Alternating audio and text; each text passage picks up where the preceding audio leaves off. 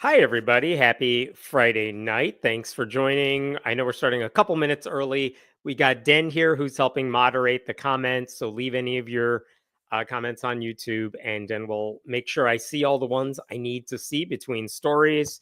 Reminder to everyone, you can always support this channel by going to patreon.com/Hemant, and you can subscribe to the newsletter at friendlyatheist.com. Starting a couple minutes early because there are so many stories we have to get to.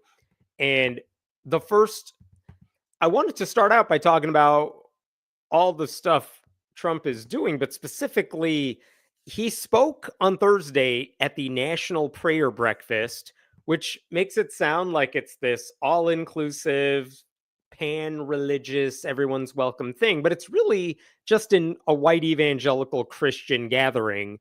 And it's not even a private one anymore. They did this one in the Capitol, I think, for the first time ever. But during the National Prayer Breakfast, Donald Trump spoke there and he announced the formation of a Justice Department task force whose entire job is to eliminate anti-Christian bias in the federal government. And if you're a normal person who follows the news, you should have heard that and thought, what anti-Christian bias?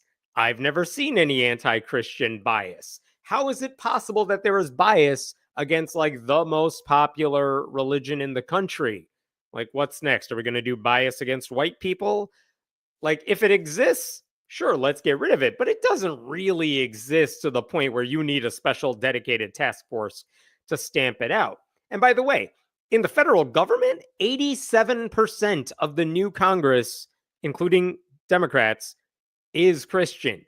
98% of Republicans in Congress are Christian. So I'd say Christianity is doing just fine. So complaining that Christians have it rough really doesn't make sense. And if you're going to say there is bias against them, you better come prepared with a lot of really, really good examples of it. Because otherwise, like if you're going to say Christians have it rough, well, I know a whole bunch of religious and non-religious groups who will love to trade places with Christians, at least with regard to how much political power they have. So when Trump said he's going to have this Justice Department task force, what he meant was that he was going to release an executive order all about this, and he did. And let me show you that right now. This is the beginning of his executive order, eradicating anti-Christian bias. And if you skip through the formalities, this is where he starts to say interesting stuff. Okay, this is where he's going to talk about the examples of bias, and let's go through them because they're all BS. So, okay, the previous administration engaged in an egregious pattern of targeting peaceful Christians while ignoring violent anti-Christian offenses. The Biden Department of Justice sought to squelch faith in the public square by bringing federal criminal charges and obtaining, in numerous cases, multi-year prison sentences against nearly 24 peaceful pro-life Christians for praying and demonstrating outside abortion facilities. And he goes on to say, I rectified this injustice on January 23rd by issuing pardons in these cases. But wow, if all these Christians were doing is just praying outside an abortion clinic and holding up their signs or something saying abortion is evil, I would be shocked that they received multi-year prison sentences for exercising their freedom of speech, because doesn't that just seem wrong?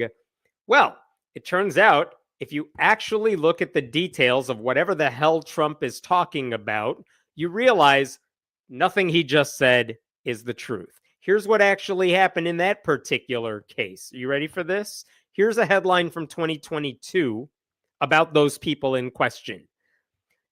Look at the date on this story, March 30th, 2022. 9 anti-abortion protesters were indicted Wednesday and accused of invading a reproductive health care clinic here in October.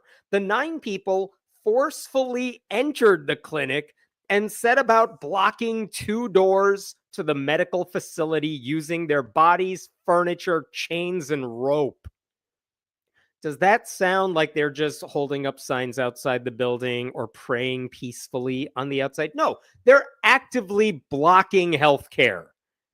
That's what they're doing. That's why they were punished for it. And by the way, one of the people who was involved in that is this woman, Lauren Handy. And check this out. She was sentenced to 5 years in prison for leading the blockade by directing blockaders to link themselves together with locks and chains to block the clinic's doors.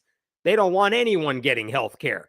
A nurse sprained her ankle when one person pushed her while entering the clinic, and a woman was accosted by another blockader while having labor pains. So they're literally attacking medical providers and women seeking medical care. That woman was pregnant, by the way. Oh, and then that last line is just kind of hey, by the way, police found 5 fetuses in Handy's home after she was indicted. She's just randomly hoarding fetuses in her bedroom for who knows what. Like, none of this is peaceful. None of this is prayer. Like, none of this is just demonstrating outside the clinic.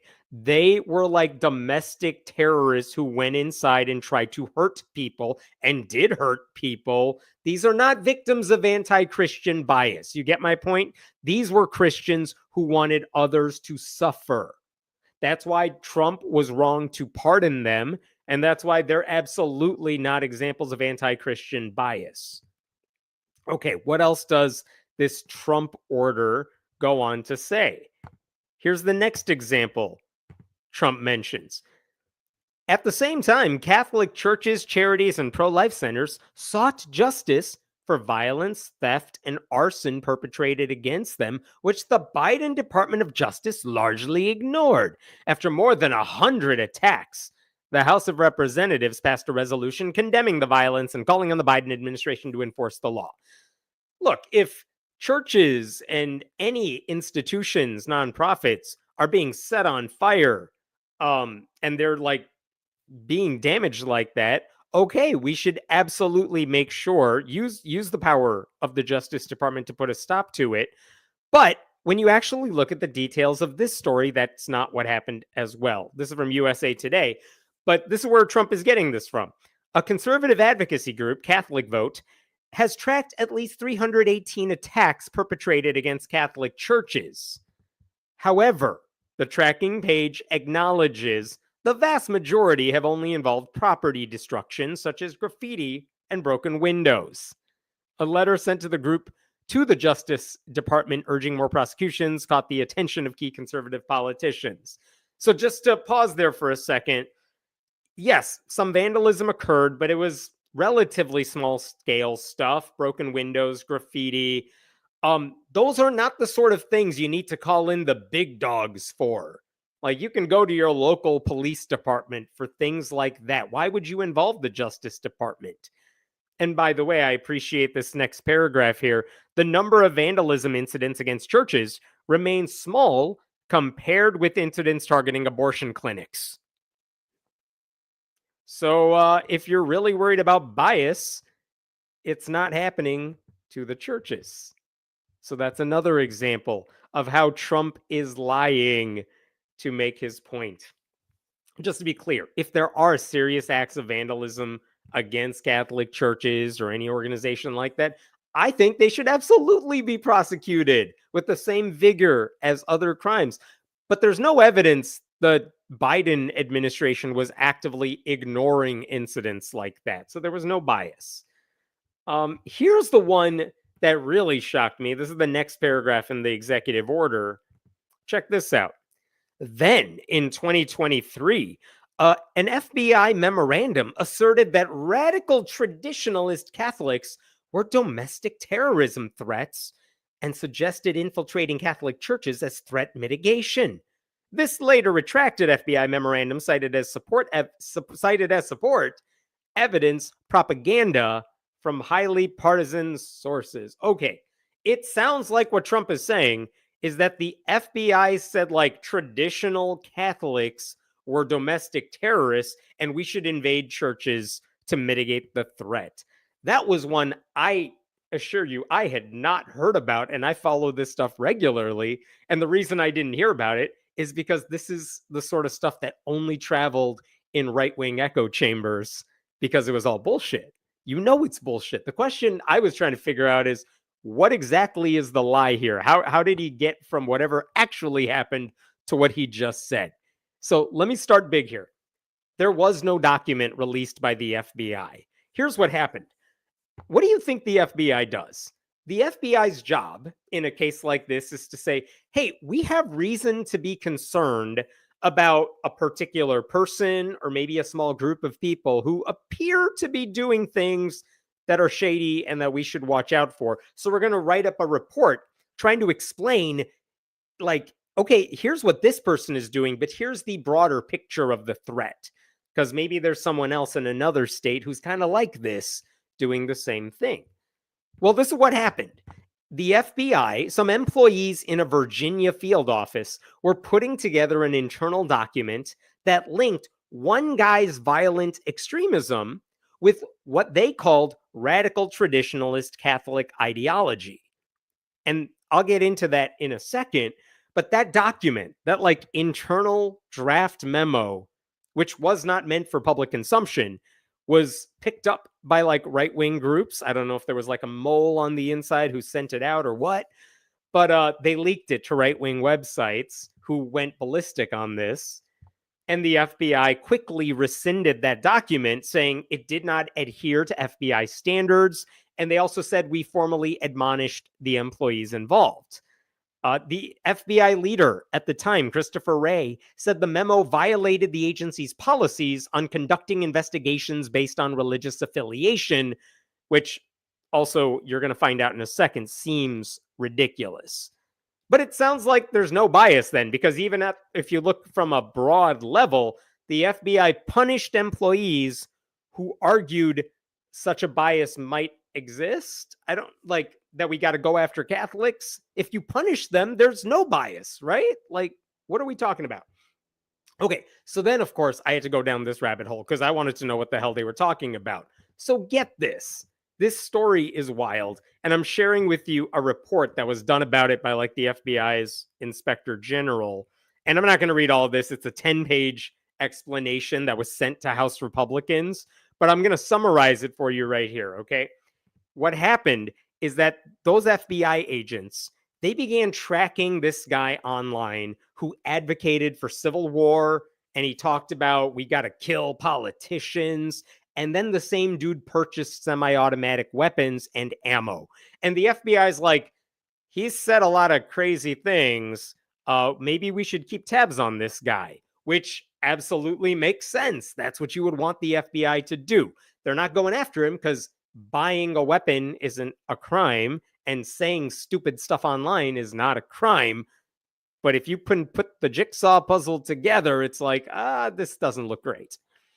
And then the same dude that they were tracking got arrested for other reasons, because of course he did. And while he was in jail, but he had access to a computer, his threats got even more extreme. And then he was released from jail. And then the FBI is like, we have reason to believe this guy actually wants to do all those things he was talking about. So that's the basis for why they're tracking him. And guess what happens when this guy gets out of jail? Then he starts going to this church. It's a very small church. It's actually not affiliated with the Catholic Church at all. It's like a side church that says we're like the true Catholics, but they're not really Catholics. But what they pushed, according to the FBI document, is traditional Catholic theology and liturgy. I think these are the people who think the church has gotten too liberal over the past several decades, and they're the true Catholics because they keep it old school.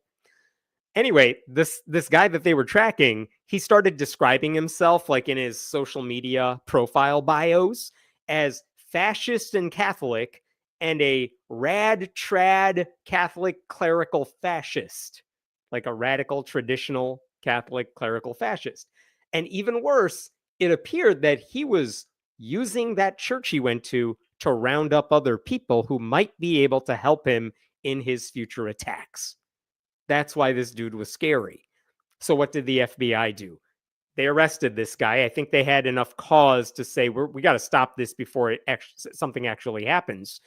And then you know what the FBI did? They spoke to that church's priest. They spoke to the choir director. They spoke to other members of the church. And as soon as the FBI went to go talk to these people, you know what they all did? They all said, are we talking about that dude? Because he scares the shit out of us.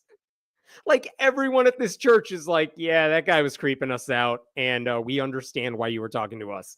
They said this guy was unusual and concerning and said a lot of racist stuff.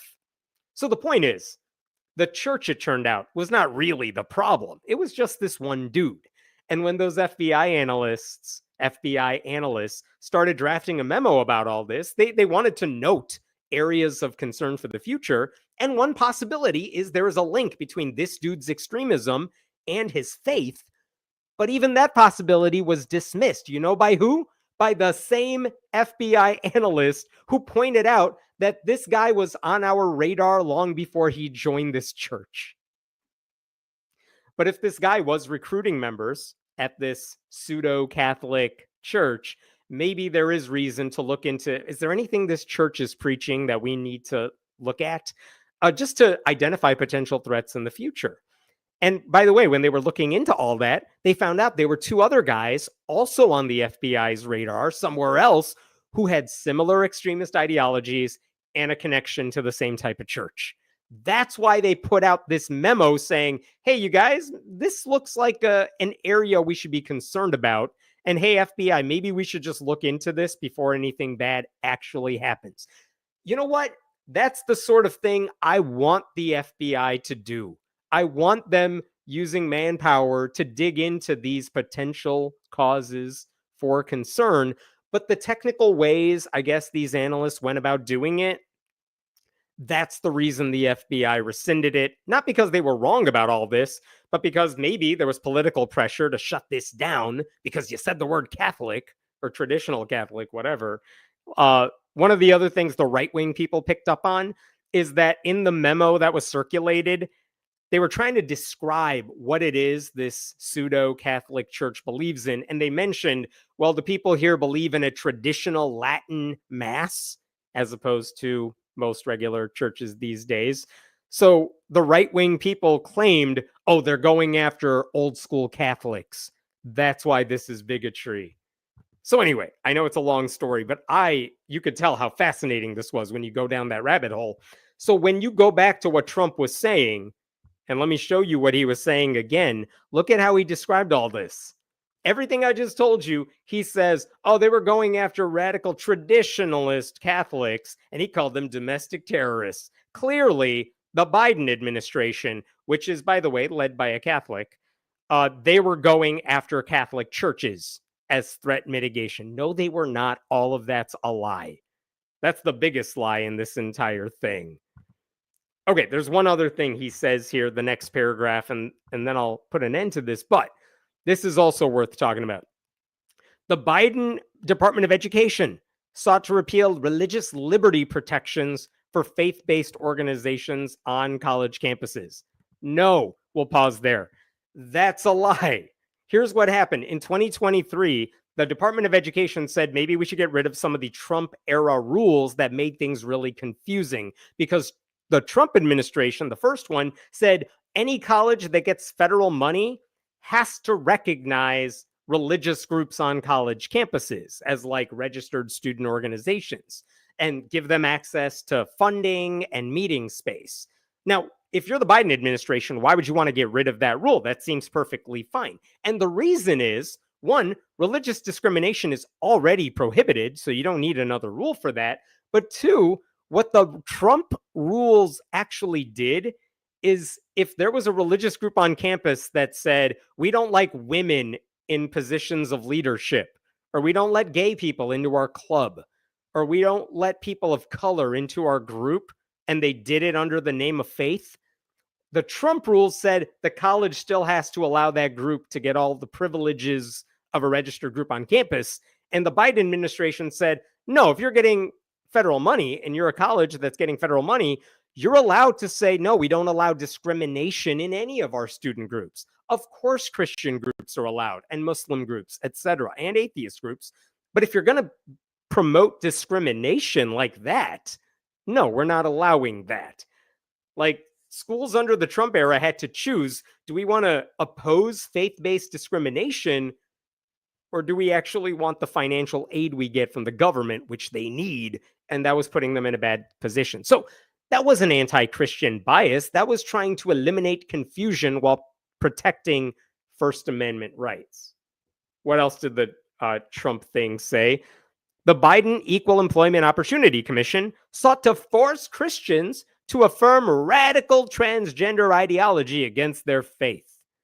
And by the way, anytime they say radical transgender ideology, what they mean is you made Christians acknowledge that trans people exist. Here's what actually happened. The EEOC did not force Christians to affirm trans people and their humanity. Here's what they did. The Affordable Care Act says health insurance plans cannot discriminate on the basis of sex. Well, there was a Christian group that wanted to make sure insurance plans that they've supported did not cover gender-affirming surgeries, and they sued over it, and they later won that case in court. And I guess that's the end of it. But again, there's no anti-Christian bias in play. It was just a government agency trying to make sure everyone was following the law. What else we got here? The Biden Department of Health and Human Services sought to drive Christians who do not conform to certain beliefs on sexual orientation and gender identity out of the foster care system. Again, all a lie. Here's what the HHS did. They wanted to make sure any agency getting taxpayer dollars to take in foster children or help them get placed, they wanted to make sure they were honoring kids' names and pronouns. And they wanted to make sure foster care providers were respecting LGBTQ kids who might be placed in their care, right? But some conservative Christians were like, well, we want to be foster care parents, but also we want to make sure LGBTQ kids know we really hate them and we are not going to respect their pronouns. And we want to make sure they understand they're evil, evil sinners who don't deserve any sort of humanity. And that's what they were complaining about. And that's, again, was the goal there to punish Christians or to make sure vulnerable kids are placed in safe and healthy environments? And the last one, just the dumbest thing on this list, the Biden administration declared March 31st, 2024, Easter Sunday, as Transgender Day of Visibility. And again, I know I've made a whole video about this before, but the way this works is the Transgender Day of Visibility for the past 15 or so years has been on March 31st.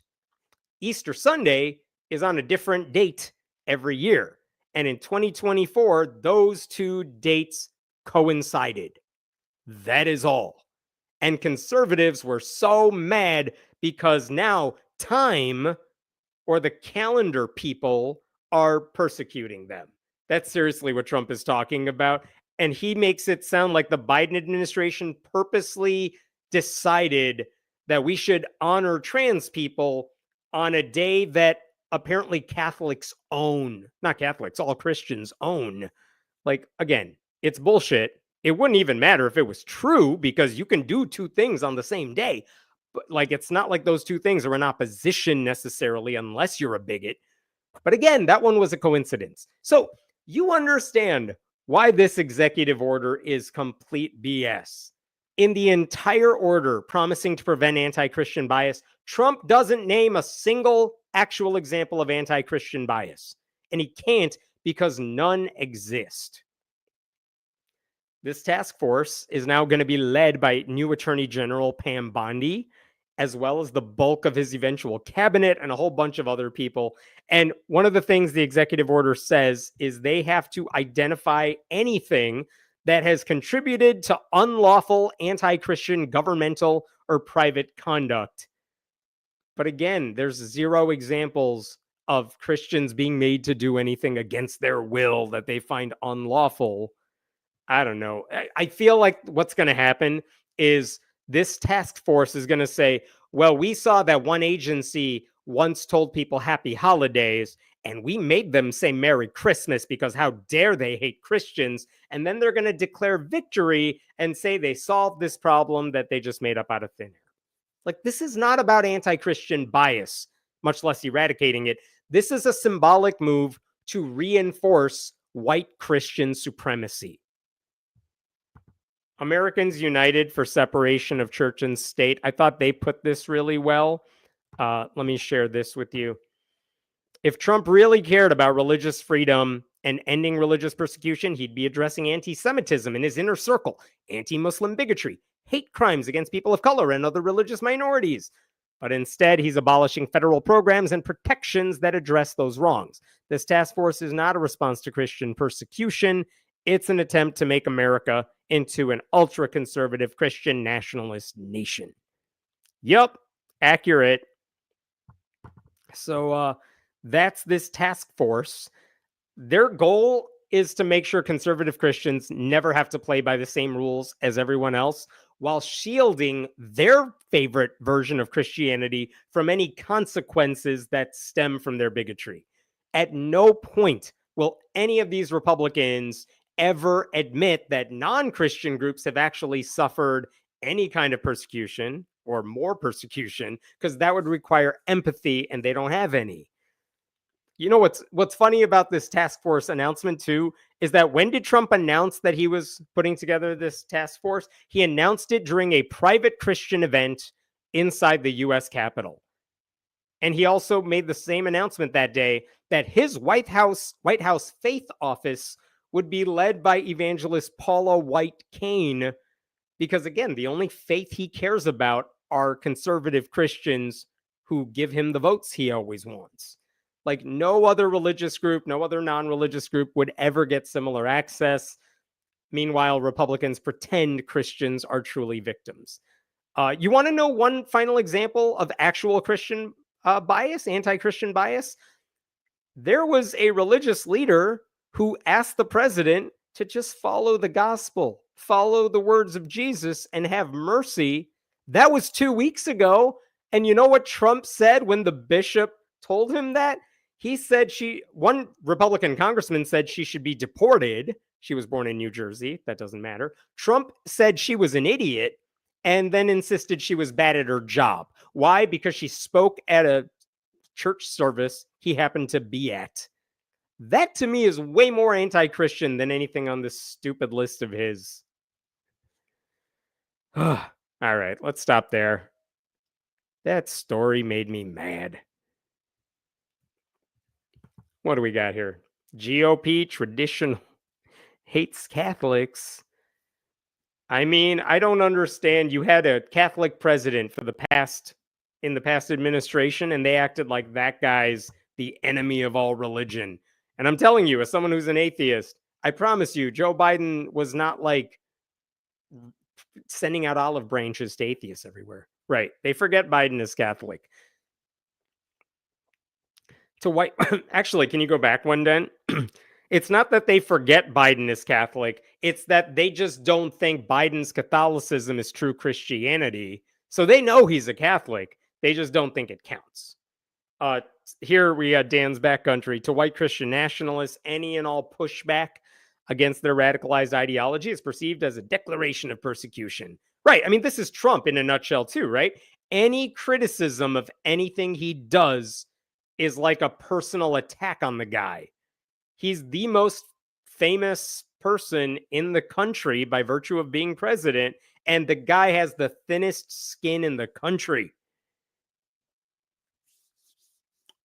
The whole political movement is fueled by people who want to reintroduce discrimination to our culture and force it upon everybody again. Yep. I mean, that's what's happening over the past couple of weeks. It's all DEI for like lazy white people who just happen to be right-wing zealots. They can get any job they want, but anyone who's actually spent their careers studying this stuff, those are the enemies and they got to be fired. I'm expecting in about 2 years that Trump will be pushing to have biblical values instilled in school curriculum. I'll have more on that later in this broadcast. That's the Project 2025 itinerary. Very much is. If you haven't read that in a while, you should go back and read it if you want a glimpse of what the next year or two are going to be like. Does anyone really believe Trump has accepted Jesus Christ as his Lord and Savior? You know what was funny? In Trump's first term, a lot of famous evangelists said, I know he doesn't act like it. He's like a baby Christian, but yes, he has. He's talked to me. I believe that he has accepted Jesus Christ. And now, at this point, they're all like, who gives a shit? He supports us and he'll do whatever we tell him to do. So does it really matter what religion he is? As long as he pays them lip service, these right-wing, like white evangelicals, they will let everything slide as long as he pays them lip service. That's how pathetic their moral virtue is. Oh, thanks so much for that donation. Welcome back to Fridays. Yeah, I have never seen a single grown adult that complains anywhere near as much as Trump. God, his whining is annoying. No kidding. And we're all stuck with it because a bunch of people stayed home on election day. I don't think I can let that one go. Easter is weed day this year. Yeah, go. Hey, Republicans, go all out and just say you're going to end legalized marijuana. See how that goes for you. All right. Thank you so much. You could subscribe to the newsletter at friendlyatheist.com. Let me pull up this next story here. Okay.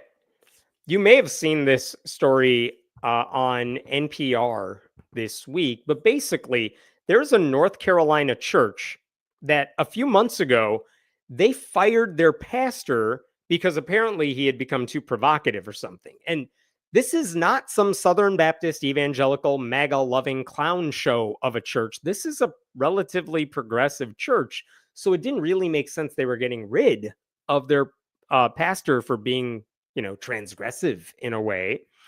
But the pastor's name is Ben Boswell. I want to play you a clip of the sermon that he delivered right after the election.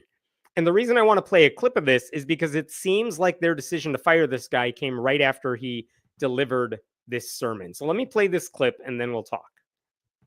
One of the reasons we grieve today is because we've been told quite clearly that the election of Donald Trump will lead to the crucifixion of people we love. It will lead to the crucifixion of immigrant families, women in need of reproductive rights, transgender and non-binary people, sick people in need of health care, government workers clinging to a job, poor people in need of resources. And so we grieve today with our entire body for those who we love. But our faith also teaches us something else. It teaches us that every crucifixion needs a witness. We can witness to the truth of what is happening.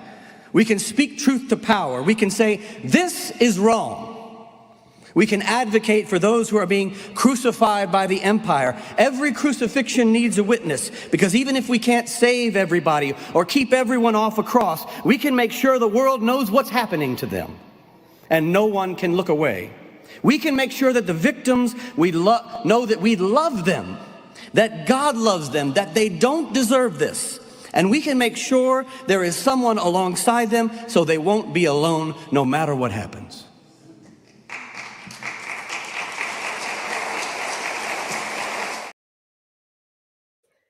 Honestly, that's a hell of a sermon. He sounds fantastic. I mean, I don't buy into, obviously, any of the religious things he was saying, but in terms of making a point using religious language, I think that was very good. But according to the NPR article, check this out.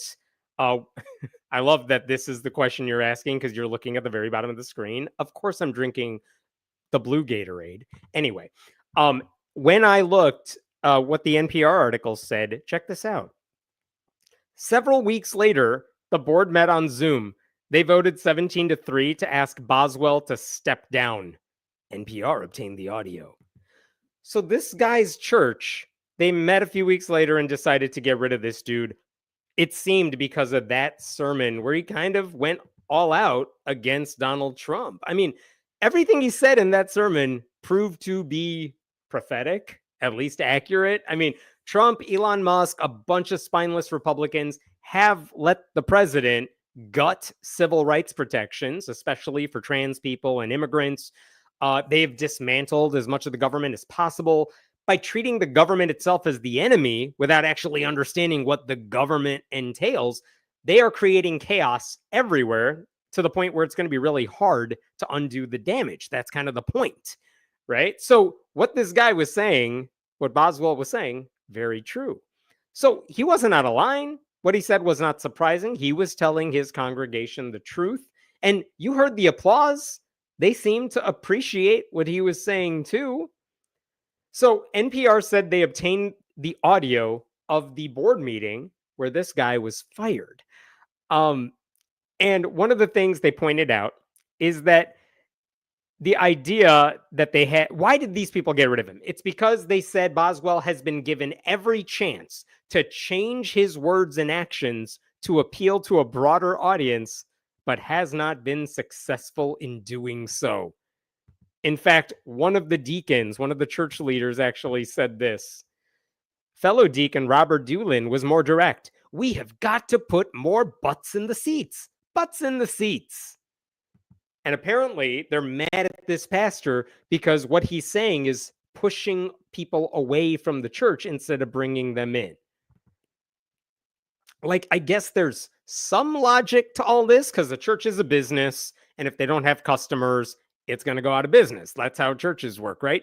But to blame that on this pastor's preaching and not larger sociological trends seems unfair to me, especially when if you go to the church's website, you know what you find? Check this out. This is me right now going to this dude's church's website, Myers Park Baptist Church. This is their front page. Open to all. Inclusivity, community, spirituality, justice, and a rainbow-colored symbol right there. Like, this is a church that paints itself as we're the welcoming church. If you're LGBTQ, you're welcome here. You expect the pastor to be like, yeah, I'm not going to be the gullible one who thinks Trump is one of us. He's the bad guy in all of this, and I'm going to tell you why he's the bad guy. That seems like exactly the sort of preaching you would want coming out of a church like this. Why would you be surprised by that? I don't get it. If the only way you think you can get people into a church like this is by watering down a fairly straightforward and honest message, maybe you should be asking yourself why you belong to this church at all. It's like the Democrats who are like, you know what we should do? We should work with Trump and hurt people because that seems to be what more voters want, without realizing that, no, you'd actually be way more popular if you didn't give in and all of you resisted and you spent every waking hour like taking the microphone and telling people why every Republican was destroying the entire country.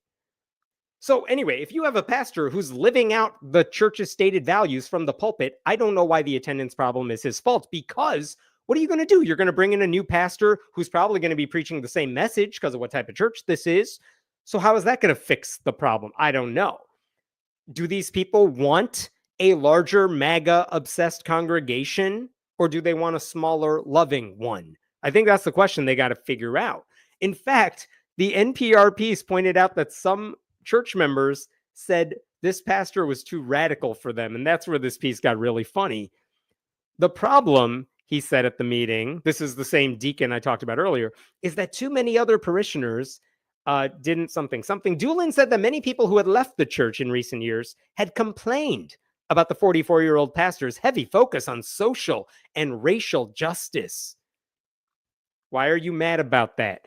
Doolin paraphrased what he had heard over and over from those who had quit the parish. I'm tired of being indicted because I'm white. I'm tired of being banged over the head every week about immigrants and LGBTQ, and I just want to come to church and be encouraged. If you hear a pastor say Black Lives Matter, for example, or, hey, we got to help refugees, or it's our Christian duty to help the least of these and the people who are marginalized, and your first thought is, dude, I come to church to be encouraged, not to be told how to live my life. Why do you go to church? I don't understand what the purpose is. What do you want? If you want Joel Osteen, go watch it online or something. If you want someone who's actually telling you how to live according to the words of Jesus, however he interprets it, this guy seems like he's doing the job. I like this one too. Carol Pearsall, who's 73 and a longtime church member, said she heard the same thing from outgoing parishioners and knew what they meant. I was ready for less guilt trip and more love, said Pearsall, who added that she remains a fan of Boswell's and never considered leaving. Less guilt trip. I don't know, man. I'm in a lot of progressive circles and I've never felt like I was being guilt tripped, because it's not always about me. It's drawing attention to people who are suffering and struggling, and maybe people who are privileged should try to help them. And if this person's like, oh, you make me feel bad, why don't you teach me about love? Well, okay, love the immigrant, love LGBTQ people. That's what this dude is saying. Apparently, you don't like that either. So all these people are lying, apparently. So they're not looking for a new pastor. They're looking for an excuse to have more racism and bigotry in their sermons, apparently. In which case, I would just say, listen, it doesn't matter where you live. There are probably a ton of Southern Baptist churches in your area, tons of white evangelical churches that will embrace your faith-based bigotry. So go find one of them. It seems kind of ridiculous to me to go to or run an openly inclusive church and then whine about how it's too inclusive. Like, if your takeaway from criticisms of white Christian nationalism is that you're being attacked for being white, that's on you. That's your fault. Some of the commenters in the NPR piece actually literally complained that they put a Black Lives Matter sign outside the church. I don't know. I don't know what's wrong with these people. I don't know what encouragement they're looking for, what love they are missing. If caring for the least of these is too damn annoying for these people, then go to a church where they don't give a shit about anyone but themselves, right? Now, I will say, there are legitimate reasons a church might get rid of a pastor like this. One argument against this guy is that one of the allegations is he did not take care of his congregation well. Now, he disputes that, but like, even those concerns seem to cover up that their actual concern is they just didn't like his preaching. Look at what someone else said at this church. Check this out. Bob Thomason, a former chairman of the Board of Deacons, said most or all of the congregation support social justice. But for some people, being able to focus on social justice would be a welcome luxury because they have alcoholic spouses, they have children that are addicted, they have cancer, they have those personal needs. Okay, I mean, one, you can go see a therapist too if you need that. But also, what? Like, he's focusing on social justice, and your response is, okay, but can you talk about me some more? I do not understand. These people just want like self-flagellation or something. And the idea that a guy is saying, let me tell you what Jesus said we ought to do. And they're like, sorry, it's not enough about me. I don't know what is wrong with everyone who goes to this church. Now, one of the good news, silver linings to all of this is that when this church fired Boswell, three deacons, three of those church leaders, they resigned in protest because of the obvious hypocrisy. And when the Charlotte Observer spoke to one of the guys who quit, this was really interesting. They spoke right after the Sunday meeting. They spoke right after that November sermon I played for you. Look at what one guy said. His name is Tim Emery. He said he doesn't think the stated reasons are the actual reasons for Boswell's termination. During the Sunday meeting, he said, one of the church leaders allegedly made a comment about Boswell being given chances to change his words and actions to appeal to a broader audience. That struck me as heavily coded language, Tim Emery said. There's a lot of old white people at that church who are performatively liberal, who, when push comes to shove, aren't comfortable talking about racial justice, aren't comfortable with his course in confronting whiteness, aren't comfortable with trans folks. I mean, yeah, that sounds about white, right? And the funniest thing about what that guy said about how a lot of people at this church are just performatively liberal, they asked the woman who's kind of running the church about that comment, and guess what she said about all this? Check this out. She said she also disagreed with Emery's characterization that Boswell's anti-racist positions played any role in the decision. I'll tell you, on a personal level, it's incredibly insulting that Tim said that. I have a brown son. Unbelievable. A woman says, I can't possibly be racist. How dare you accuse me of not supporting anti-racist sermons? I have a brown son, which is totally the way non-racist people talk about their kids. I don't know. Listen, I literally have a brown son. I've never once in public said, I have a brown son. What the hell? Who talks that way?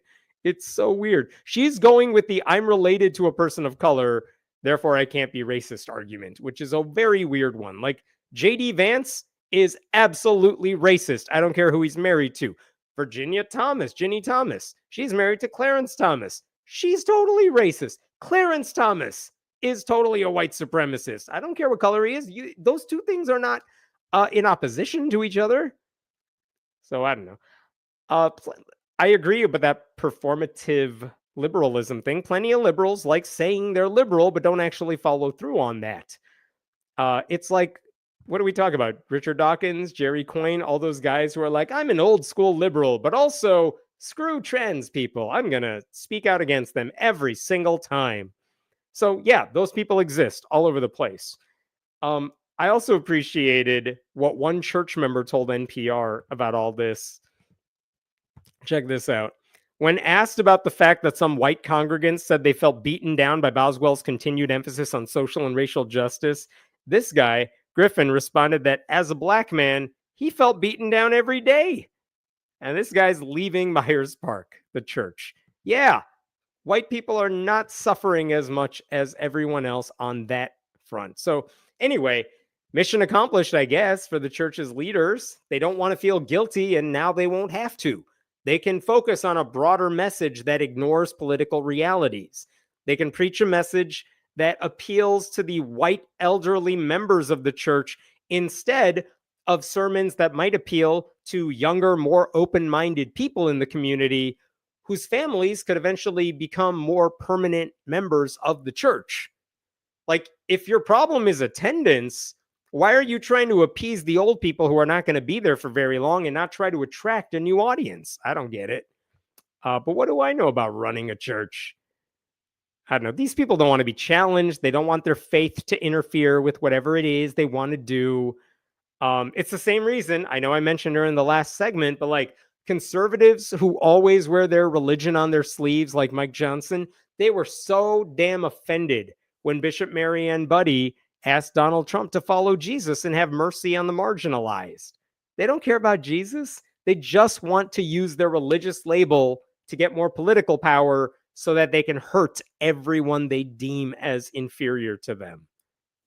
So the funny thing is, the only person who comes out of this story looking good is Ben Boswell, the pastor who no longer is working at that church. All right, I'm going to stop there for now. What other questions we have? Wow, this Christian sounds like a Christian. I know sometimes those sermons are not bad. Like if you took away the religious rhetoric, it would actually be fun to listen to. Religions morph into what people want. What it's supposed to be is irrelevant. It's why we have 9 gazillion forms of Christianity, right? Yep. They want to never be challenged. I know. Again, why do you go to church if you don't want to be challenged? I thought that's the whole point of you go there to learn more so you can be a better person in theory. And these people are like, oh, you're making me think too hard. Stop it. I talked with a pastor friend who asked herself, do I just serve the people who are in front of me or do I try to drag them toward a broader vision? She ended up just wanting the butts and seats. There were a lot of stories during Trump's first term about evangelical pastors who were like, my congregation is full of MAGA people, but I also know what Jesus taught, and those two things are in conflict, and there is pressure on me to satisfy the people who come to church and not talk about Jesus, or at least the way they thought they should be talking about Jesus. And some of them ended up leaving their jobs, the courageous ones anyway, and a whole bunch of sellouts chose not to. The older members have deep pockets, thus more power. Yeah, I think there's something to be said about that. Absolutely.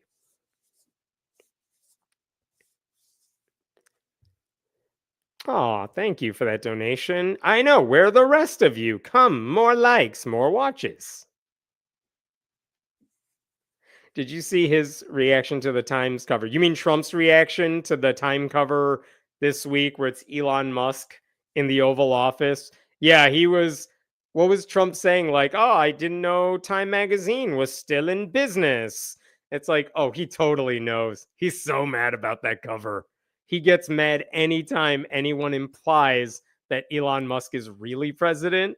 And so everyone should just keep calling him President Musk because it annoys Trump. It doesn't solve any of our problems, but honestly, if it annoys Trump, I'll take it because he deserves it. Do you also like Alex O'Connor? I know he has a really, really popular YouTube channel. Every now and then he makes really good videos. I don't watch them because I actually don't watch a ton of atheist content online. Like, I'm steeped in it already. I don't need more of it. And then every now and then he's interviewing crazy people, and I don't really understand what the point of that is. But that's less of a personal thing against him and more like, all right, you have a big platform. You do a nice job with it. I know he just made one of those videos where it's like him versus 25 Christians trying to debate him at once or something, which I haven't seen, but I've heard he does well in it. So um, I've watched his rise for many years, and I'm glad he's a good voice for atheism. And also, now that you have a good, large platform, I hope he's using that platform to promote good ideas and not a bunch of idiots who happen to be atheists. All right. Let's see. I'm going to jump over to the next story here. Give me a second. Oh, all right.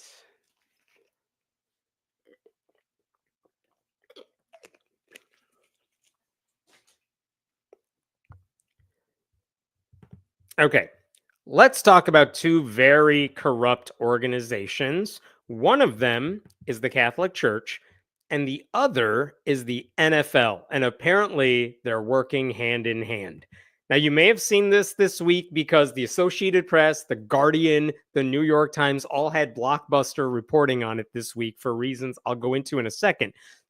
But it seems like those two groups were working together because they all know how to deal with bad publicity.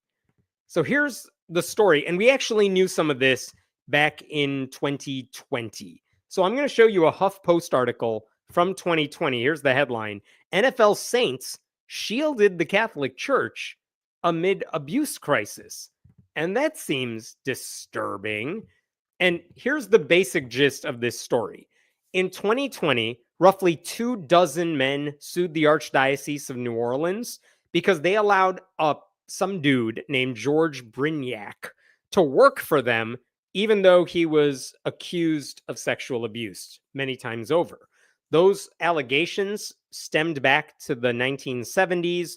One allegation involved a little boy who said this guy fondled him at a Christmas party. Horrible stuff.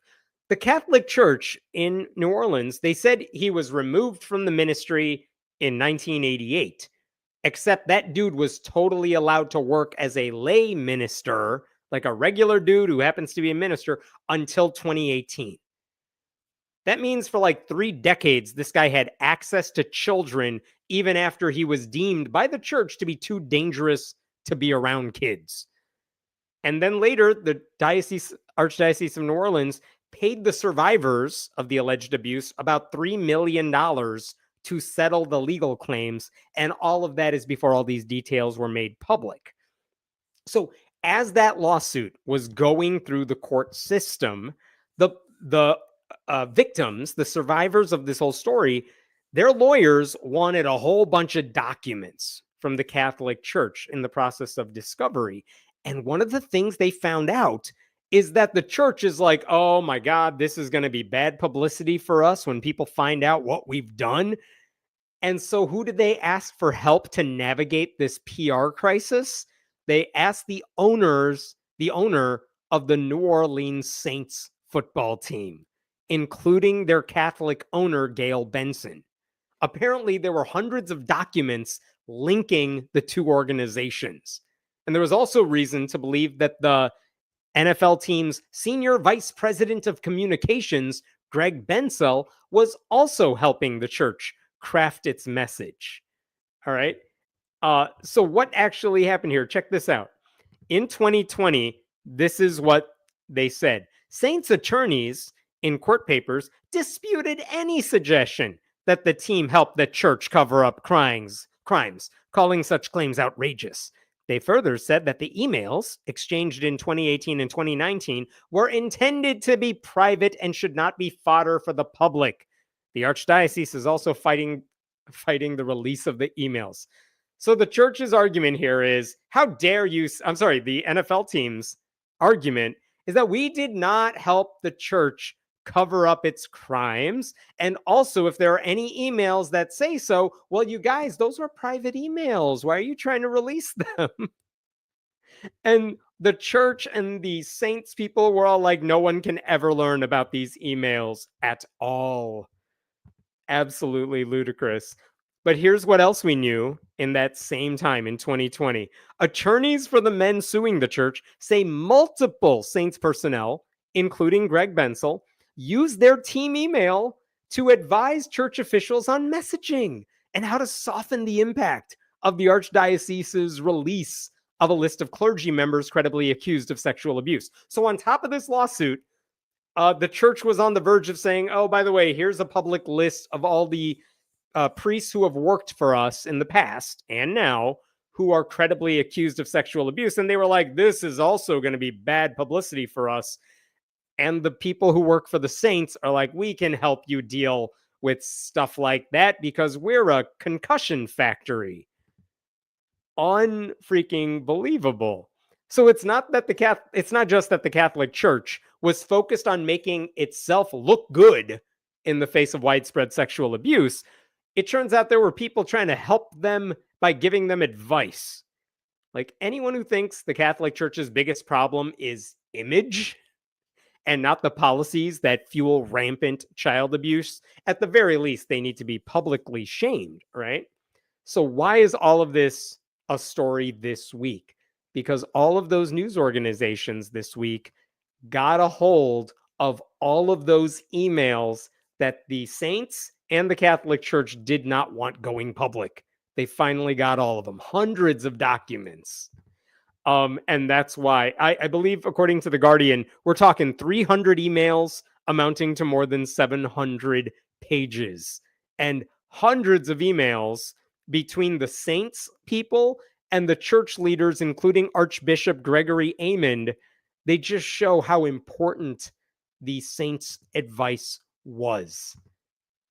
Check this out. This is from the Washington Post this week, talking about the connection between these worlds. The Benson's Foundation, and apparently the Bensons own the Saints. The husband who owned the team, he died a few years ago. Now the wife has ownership of the team. That's Gail Benson. She's the one who does all this now. The Benson's Foundation has given tens of millions of dollars to the Archdiocese and other Catholic causes. Along the way, Archbishop Amond has flown on the owner's private jet and become almost a part of a team, frequently celebrating pre-game masses. When the clergy abuse allegations came to a head, Bensel, the Saints spokesman, worked his contacts in the local media to help shape the story. What? Look at this. Unbelievable. His emails reveal that the Advocate, like the New Orleans newspaper, after the Archbishop privately complained to the publisher, removed a notice from one online article that had called for clergy abuse victims to reach out. They said, hey, delete that QR code right now. And they got rid of it because the Saints guy said, you don't want to do anything that might help victims here. So they got rid of it. That's just one example. So this isn't just advice either. Guess what else we found out during this revelation? It turns out the Saints executives got an advance copy of the list of clergy members who were accused of sexual abuse before it was made public. And guess what they did? They apparently helped, and I'm quoting here, take certain people off the list. Why? Because they're like, oh, well, we know that guy. He's not that bad. Why don't you remove him? And then the church is like, yeah, that's a good idea. Here's what else they did, according to these revelations. The team president, Dennis Lauscha, he created a list of questions for the archbishop. Basically, the thinking is, hey, when you release all this bad information, the media is going to have a lot of questions for you. But you know what I'm good at? Interviews, publicity. So here's a list of things you should know how to answer. Let me help you with your PR here so you can be prepared. Like, why did you allow these priests to molest all the children? You should have a good answer prepared for that, so you don't come off sounding exactly as bad as you actually are. Unfreaking believable, right? I do appreciate what one Democratic state representative said about all this. Check this out. This is from Mandy Landry, a Democratic state rep. This is disgusting. As a New Orleans resident, taxpayer, and Catholic, it doesn't make any sense to me why the saints would go to these lengths to protect grown men who raped children. All of them should have been just as horrified at the allegations. And look at this. In a lengthy statement, the team criticized the media for using leaked emails for the purpose of misconstruing a well-intended effort. I don't know what's misconstrued. I don't care what your intentions were. Like, that's a horrible... For people whose whole reason they're in this story is that they're good at PR, that's a pretty dumb statement to make, saying, you know who the real problem is? The reporters who got access to our emails, who found out we were trying to help the child rapists and their protectors. You guys, we were just trying to help our friends. And how dare you pretend like we were on the side of abuse, even though our friends were abusers? Like, just a bunch of idiots here. I don't understand it. Like, if the saints don't support the sexual abuse of children, then don't work with the church to improve its public image after they just admitted, hey, pretty much all these people who work for us are child sex predators. But this is why they're mad. They're mad because they thought they were done with this story. In fact, look at this. This is from 2020. When this story first broke without the emails, the New Orleans Saints say they only did minimal behind-the-scenes PR work on the area's Roman Catholic sexual abuse crisis. Minimal. Like, they thought they were going to get away by saying, you guys, there's just some tangential connection between our worlds. We didn't do anything significant. And now it's like, oh, actually, the Saints crafted a PR campaign. They got predator priests off the list so no one would know about it. They changed the way the local media was covering this whole story. Ridiculous. Here's another thing that should disturb all of you. It's not just the saints and the church who were involved in this. This is from ABC News. Look at this bit. Taken together, the emails portray a coalescing of several New Orleans institutions. U.S. District Court Judge Jay Zaney, who was copied by the Saints on the PR efforts, cheered Bensel, the spokesman, on from his personal email account, thanking the team spokesman for the wonderful advice. A newspaper editor similarly thanked Bensel for getting involved. This is a federal judge. You have hit all the points, this guy wrote in an email to Bensel, praising a lengthy note the Saints spokesman sent to local newspaper editors. By his example and leadership, Archbishop Amond, our shepherd, will continue to lead our church in the right direction, helping us to learn and to rebuild from the mistakes of the past. And then check it out. What did this guy do after that? Zaney later struck down a Louisiana law, vigorously opposed by the church, that would have allowed victims to get rid of the statute of limitations for child abuse cases. It would have allowed victims to bring civil claims irrespective of how long ago the alleged sex abuse took place. This guy struck down that law so that victims who realized later in life that, oh, that thing that happened to me when I was younger was actually illegal and I'm ready to come to terms and get justice for it. He said, yeah, it's too late. I'm going to strike that law down. So all the worst, most powerful people are in on this. And they all wanted to protect the church from the fallout over child sex abuse. You know what the emails also pointed out? Amond, the archbishop, he apparently referred to one of the reporters working on these stories as Satan. And we know that because of, quote, a text message to a third party that was obtained by the writer. Beautiful. So now, by the way, guess who's hosting the Super Bowl this weekend? The New Orleans Saints. So have fun watching the Super Bowl. No one's going to challenge the Saints on this. No one's going to challenge the NFL leadership. Like, you thought that organization couldn't get more corrupt, and they always seem to find a way. All right, going to pause there for this one. What else we got? So they were getting advice on looking more like saints? Yeah, I know. You have the saints and you have the sinners. And in this case, they're all sinners, right? Remember, these organizations working together to cover up child sex abuse cases are the same ones telling you LGBTQ people are predators. Yeah, with those right-wing people, it is always projection. Every single time. And the louder they are to blame gay people or trans people and calling them groomers, like, they're just telling on themselves. It's bound to come out eventually. Was he working or was he working or was he advising? I missed the joke there. I'm sorry. Funny how a preacher gets ousted for trying to encourage people to live according to Christ's teaching, but hang on to clergy into PDF stuff. What did I miss there? Something Jesus very specifically prohibits, by the way. Like, yeah, it is weird that the preacher in the last story I talked about got booted for trying to live up to caring for marginalized communities. Meanwhile, all of these Catholic leaders who are involved in covering up child sex abuse, or at least preventing the full story of it from becoming public and helping the victims, they all still have their jobs. They're all doing fine because they're rich. I'm deeply religious, Episcopalian, gay, and liberal. I really love your videos. You often sound more Christian than some people I know. I appreciate your work. You reveal hypocrisy. I appreciate that, Stephen. Thanks so much. I will take issue with the you sound more Christian than some people I know. And the only reason I take issue with that is because I think that unfairly implies that being Christian itself is a virtue.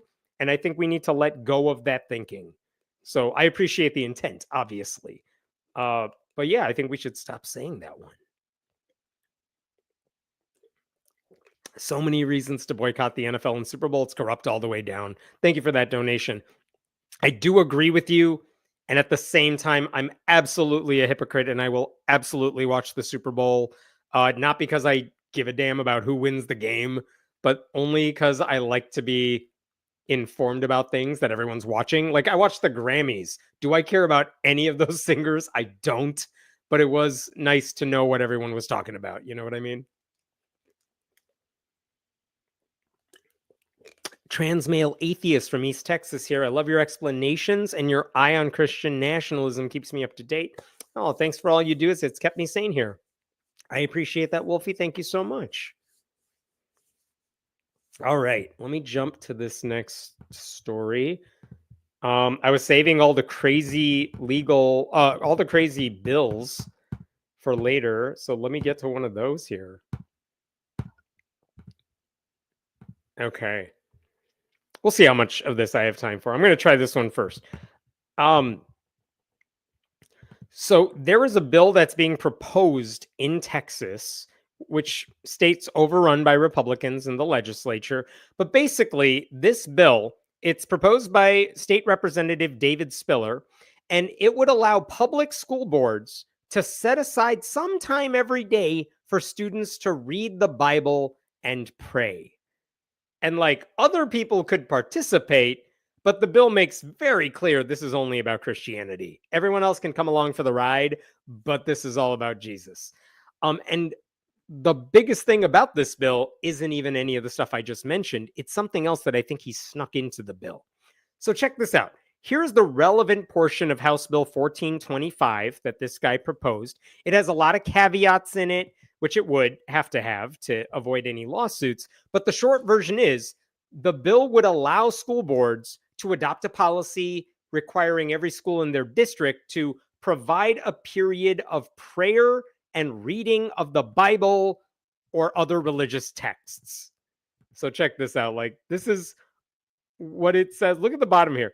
Adopt a policy requiring every campus of the district or school to provide students and employees with an opportunity to participate in a period of prayer and reading of the Bible or other shit. We don't care. Like, only the Bible. They could have just said reading of holy books. Nope, they're like the Bible and other shit. Right? That's what this bill does. And look, here's the thing about this idea. Before I get to that, one of the caveats in this bill is that if you want to participate and you're a student, you got to have a signed permission slip by your parents or guardians. If you're an employee at the school, you can opt in if you want to. You don't have to. No one is forced to do this. And the permission slip that the bill suggests would acknowledge that you're not going to be bothered if others are praying nearby you. And also, you're not going to sue the district over this law. Okay, fine. Here's the thing that got me about this bill. It specifically says all of this would happen before the start of the school day in designated areas in these schools. That's what I don't get, because if all of this is voluntary and it's outside of instructional time, why the hell are we doing this? What's the point of this bill? And obviously the answer to that is it's not necessary. It's just about pushing Christian nationalism. It's not meant to fix a problem, because students can already read the Bible before school or after school or during school within reason. They can already silently pray anytime they want, right? What this bill does is allow a Texas Republican to say, hey guys, I love Christians, so vote for me. And fuck everybody else. That's the point of this bill. It also, by the way, this is interesting. This bill also forces every school district in the state to vote on whether or not they want to adopt these policies. So, by making every school board vote on whether they want to create this silent, private prayer reading the Bible area before school, you're getting every board member on record, and then Christians can use it against them if they vote no in the next election. So that's the strategy behind all this. When this guy was asked, like, why are you doing this? He said a couple things. This is what he tweeted about this bill. Proud to file, two bills, this one and another one, which focus on strengthening the role of faith and moral education in Texas public schools. That's a lie, because just giving people a time to pray or read the Bible does not strengthen the role of faith and moral education, because you're not providing any moral education. And I don't know why having a special room to read strengthens the role of faith. They can already do that. It's just performative bullshit. But when the local reporters, the Houston Chronicle posted this, but they also got this from Twitter, displaying these principles in every classroom provide students with the opportunity to reflect on core moral values, such as integrity, respect, and responsibility, values that are essential for the future of our state and nation. Like, none of this is that important. Like, this guy also wants to put up the 10 Commandments. That's what that's in reference to. But the point is, I would argue this is all performative. No one needs this. But when I was reading through this bill, there was another part of it that got my attention. And it was to the point where I had to ask a lawyer friend, I'm like, am I misreading this? Or is this, why are all the news articles focusing on what I just told you, and no one seems to be focusing on this? Because I think this is a bigger deal. Because later in the bill, this is another thing. There's one other thing he does. Here's the deal. There is a Texas law that says students have a right to silently pray or meditate. And that's fine. That law includes this line, all right? A person may not require, encourage, or coerce a student to engage in or refrain from such prayer or meditation during any school activity. That also makes sense. If you're a teacher or an administrator, you can't tell kids they need to pray at football games or school assemblies. You can't tell them not to either. So it's harmless. That seems fine. What does Spiller, David Spiller, what does he want to do to that part of the law? Check this out. He wants to change that part of the law to the following. Can you notice the change? He wants to remove the word encourage from the law, which means if his bill were to pass, it implies that some teacher or administrator could encourage a student to pray or meditate during any school activity. I mean, in Texas, you can imagine that sort of like nudge, nudge. Hey, kids, it would be good if you read the Bible. That could be really disturbing. It's so messed up what they're trying to do. I guess technically the way that's worded, teachers and administrators could also encourage students to not pray, which is amusing, except it's not actually going to happen. But I would argue that removing the word encourage from that law is far more damaging than voluntary prayer and Bible reading time, because that could happen during school hours and at school events with a captive audience of children. So I asked a lawyer friend, Chris Line from the Freedom from Religion Foundation. I'm like, am I sensing something weird with that part? And this is what he told me. It is wholly inappropriate for government employees, teachers, and administrators to actively encourage religious practices in an official capacity as this proposed change would allow. So right on. And by the way, the Houston Chronicle also spoke to Texas State Rep James Tallarico, who is fantastic, a Democrat. He's also a Presbyterian.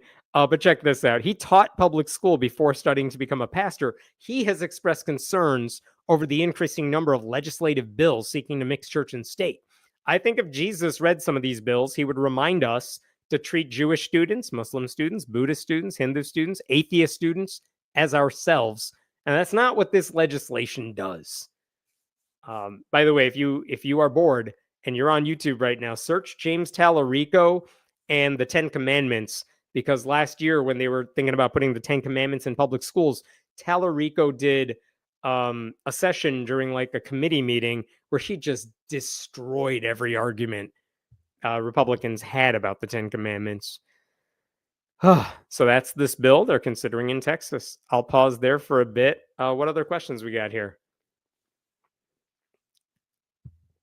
Sounds like a method for peer pressure. I mean, that's the concern, right? If you allow teachers to encourage students to read or pray, or you create a room where they could read or pray, yeah, the whole goal is, yeah, friends are going to pressure their friends to do it as well. And maybe you could draw in some kids to read the Bible who might not otherwise do it.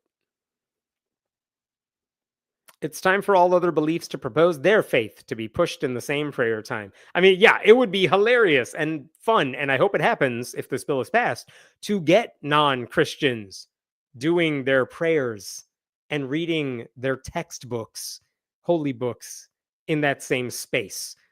They don't even have to be dicks about it. They could just sit in the corner with a book that says, like, the Satanic Bible, and let's see what happens.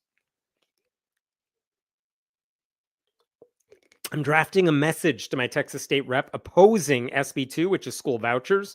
Looks like I should write about this bill as well. Yes, please do. There are so many bad Texas bills being proposed right now. And thank you for writing to your lawmaker. If you don't like writing letters, please call their offices. Tell them you oppose this stuff. They have to hear from you. That stuff is super important. Number one religious text resource. I love it. Let me jump to another bill. You know what? I'm going to do a good news story first. Then I'll jump back to crazy bills. You're going to like this one, though. All right. I'll try to keep this one short. We'll see if I can actually do that. Get this. In Canada, outside of Toronto, there's a town called Cobourg. And a few months ago, their town council members were approached about a proclamation. Can you declare December to be Christian Heritage Month? And I know that sounds like a Christian nationalist thing in the US, but I guess for this town council, it's not the sort of proposal they were used to. And so they just were like, yeah, that sounds fine. We will declare December Christian Heritage Month. And this is actually what they agreed to. This is according to their minutes from their website. They said, therefore, be it resolved that the council approved the request for December to be proclaimed Christian Heritage Month. And it doesn't say it on here, but apparently this request was for the next 5 years. But they said yes to this back in October of last year. Okay, fine. Honestly, is it the biggest deal? Maybe not. It's a symbolic thing, but okay, they did that. So it turns out there was an atheist in that community named Bob LeDrew. And when he saw that, he was like, well, if they're going to allow a Christian Heritage Month, I want them to acknowledge my atheism. So he asked the council if they would declare March 23rd to be Atheist Awareness Day, which is an actual like pseudo holiday that a lot of people do things for online. A small segment of people, sure, but like you could search Atheist Awareness Day, March 23rd. It's a thing. So he said, all right, I want a proclamation designating March 23rd Atheist Awareness Day. And when he submitted that proposal, guess what the town told him? They said, nope, we're not doing it. And he's like, why? And they said, well, our town policies, they pointed him to the town policies. Look what it says. Flag raisings and proclamations related to the following will not be approved. And one of the things on here is religious organizations or the celebration of religious events. So they're like, we don't do proclamations about religion. And Bob LeDrew's like, but you guys totally did with Christian Heritage Month. So what the hell are you talking about? And so what did Bob do after that? He submitted a formal proposal and he basically said, hey, town council, I want time at your upcoming meeting so I can talk to you about my plan. And they basically had to let him have some public time to do this. Check this out. This is the proposal he sent. Request for proclamation of Atheist Awareness Day, March 23rd, 2025. Look what he says. The 2021 census shows that more than a third of Canadians identify as non-religious, a doubling in 20 years.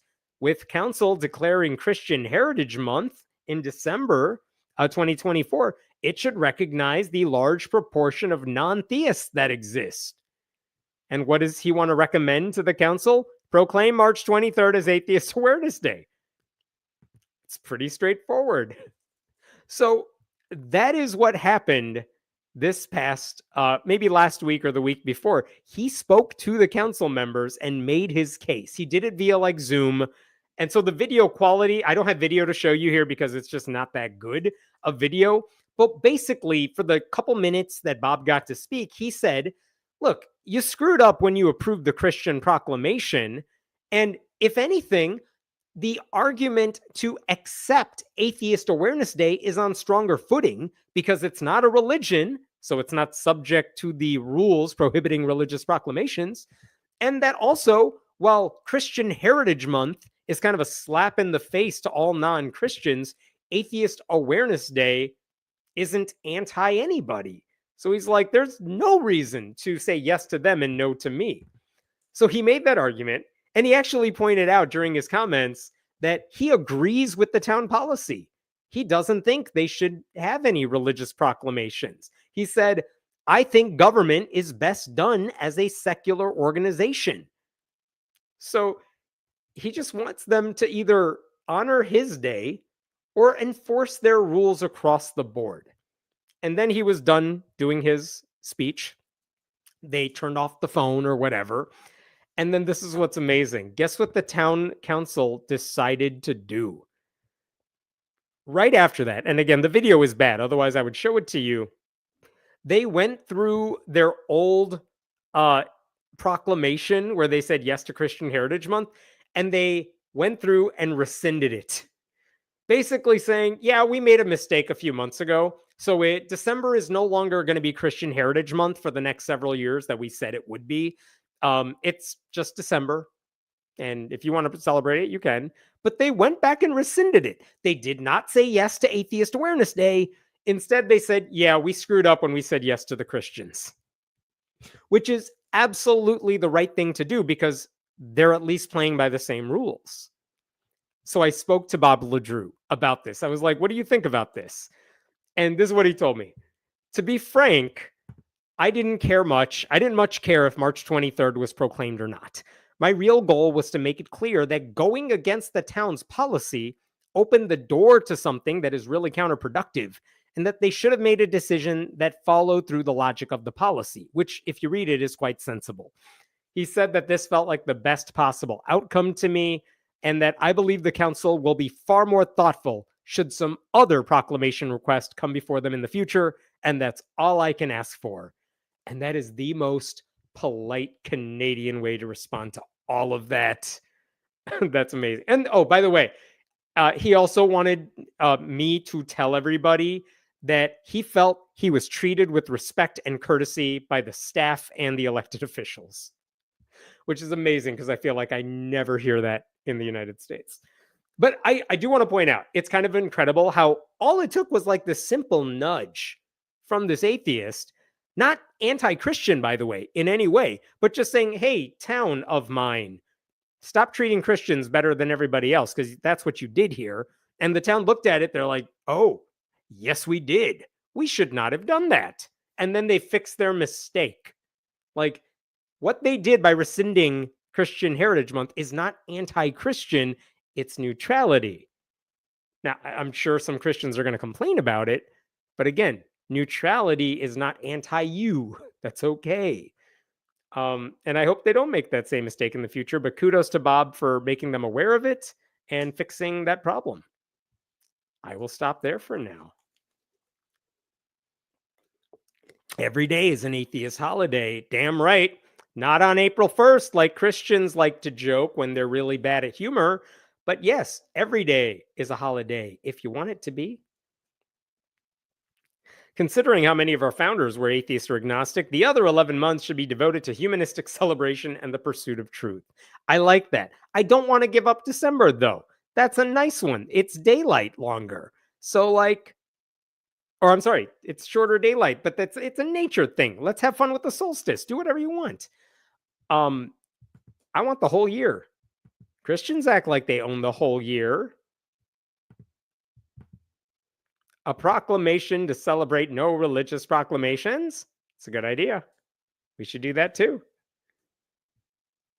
They all celebrated with a shot of maple syrup, as is tradition. Yes. All right. Got a couple more for you if we have time for them. Let me see. This is another law we need to talk about.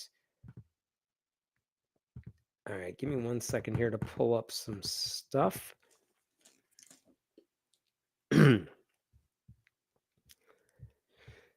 Okay. In Alabama, they want to get the 10 Commandments up in like all public places. And the reason I wanted to talk about this is because Alabama is kind of special when it comes to the 10 Commandments. It has a weird history. Do you all remember Roy Moore, the dude from Alabama? So if you're not old like me, you may you may not be aware of this, but before he was a Senate candidate who got in big trouble for reasons, Roy Moore was the Chief Justice of the Alabama Supreme Court. And I was shocked by this. In 2001, Roy Moore, this conservative Christian, is like, I'm going to move a giant 10 Commandments monument into the Supreme Court of Alabama. And he knew no one would be on board with this, so he did it in the middle of the night. And it was a whole thing, and it was super controversial. And when he was told to remove it, he was like, no. And then they were like, well, there's a court injunction for you to remove this giant monument. And he's like, who cares what the law says? I'm a Supreme Court justice. He just wasn't going to do it. And then the 8 other Supreme Court justices on the Alabama Supreme Court, they ruled that the monument had to be booted out of their building. And then not long after that, Roy Moore was removed from his seat as Chief Justice altogether. That was in like 2001 and shortly thereafter.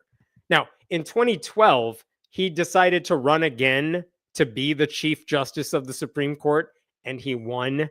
And that was dumb. But hey, Alabama voters for you.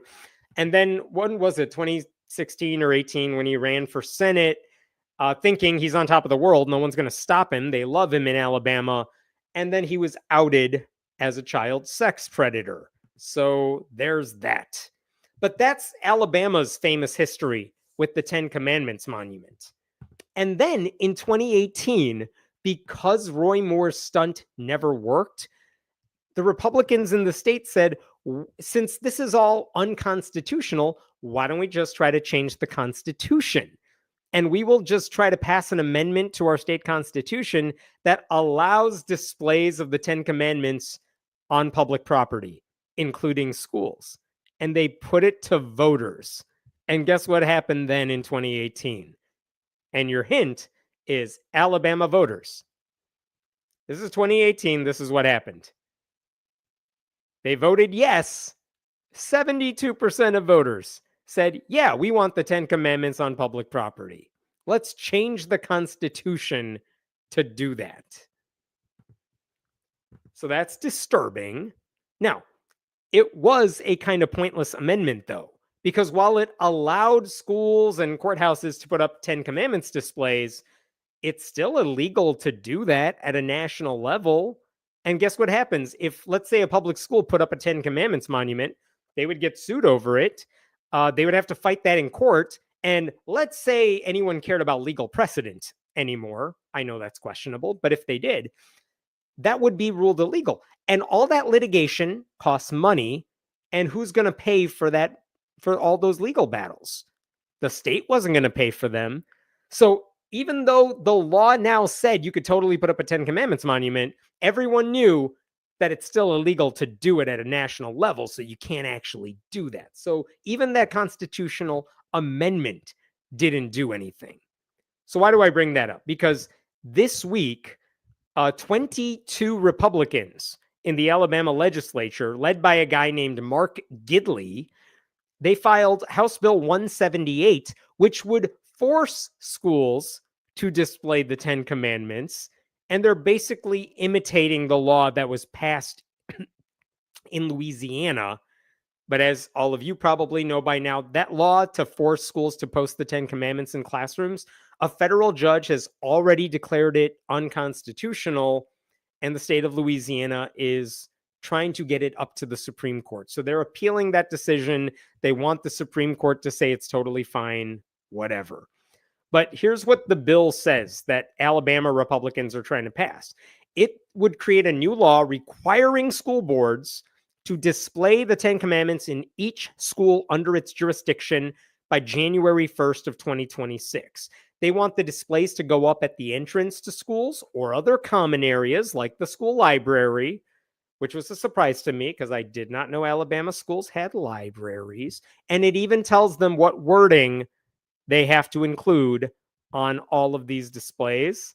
They're like, this is the bill. You have to include these words on the Ten Commandments monument. And then here's where it gets really annoying.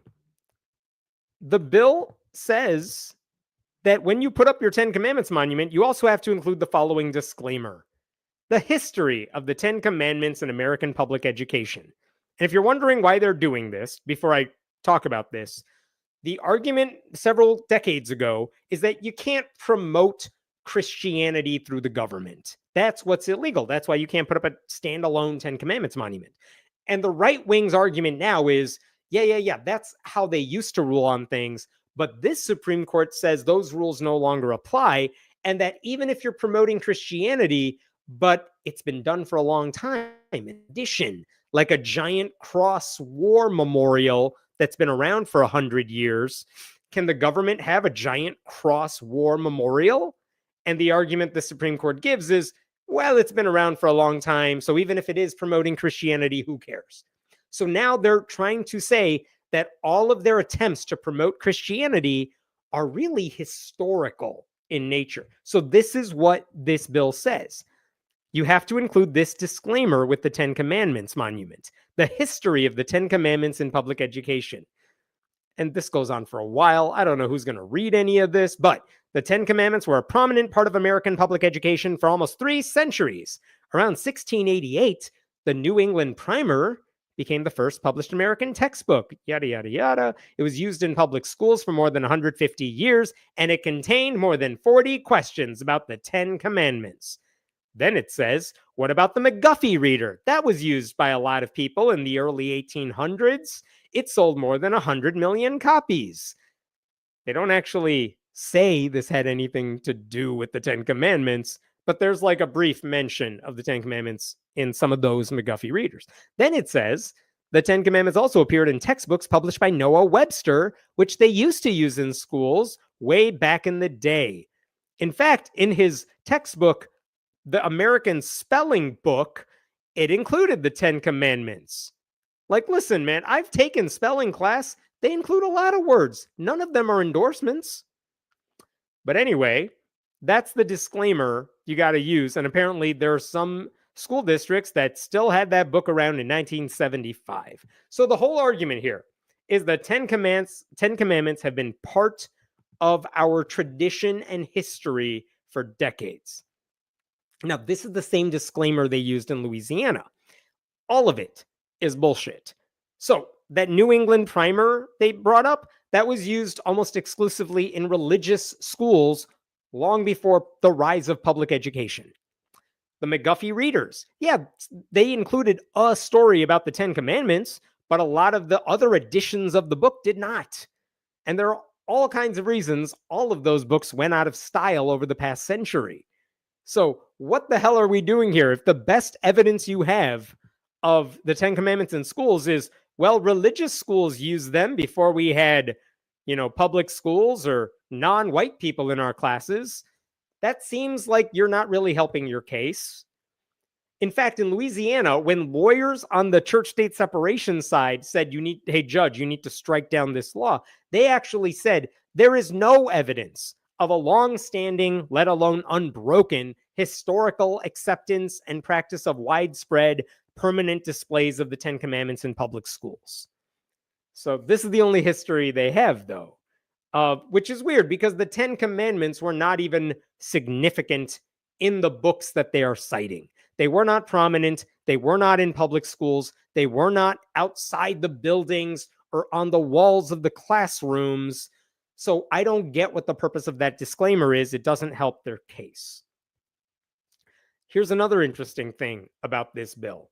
It also says that you let me show you this. This is also hilarious. Look at letter C. A local board of education may also display the Mayflower Compact, the Declaration of Independence, and the Northwest Ordinance, along with the Ten Commandments. Couple things about that. Those 3 documents are relevant historically, and they mention God in passing, like as a formality, but also look at the language there. They're saying, hey, if you want to not get sued over promoting Christianity, you could just put it in the mix of other documents and say, see, we're just promoting several early American documents that shaped our country. But look at the language. They say schools may display those other things. They don't have to. And that word choice alone makes that whole section meaningless. If you're forced to put up the Christian text while merely having the option of putting up the secular documents that still make references to God, what you've got is a bill that is promoting Christianity. And then the bill says no school has to pay for any of this. They can use donated funds or donated displays. But even that's a problem because that puts school officials in the position of having to approve or reject various donations, which could also lead to legal problems.